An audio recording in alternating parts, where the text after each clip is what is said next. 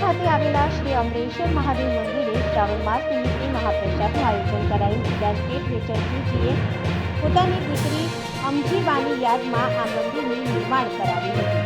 પ્રતિ વર્ષ મુજબ આ વર્ષે પણ મહાપ્રસાદનું આયોજન કરાયું હતું, જેમાં 1500થી વધુ શ્રદ્ધાળુઓએ પ્રસાદ ગ્રહણ કર્યો હતો. અમરેશ્વર મહાદેવ મંદિર ખાતે સુંદરકાંડ, રામકથા, ભાગવત કથા, શિવપુરાણ વગેરે કથાઓના આયોજન પણ અહીં થાય છે.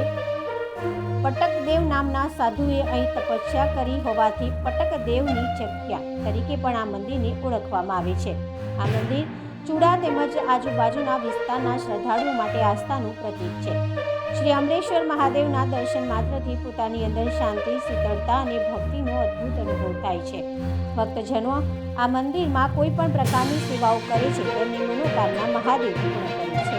સુરેન્દ્રનગર જિલ્લાના ચૂડા ગામે અમરેશ્વર મહાદેવ મંદિર આવેલું છે.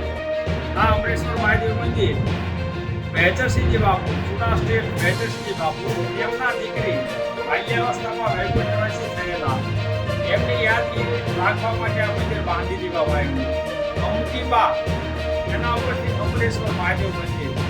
અને આ મંદિરથી પહેલા ઘણા ઋષિ મુનિઓ તપ કરતા, એમાં બંટક દેવ તરીકે એક સાધુ સંત વિભૂતિ મહાન હસ્તી થઈ ગયા.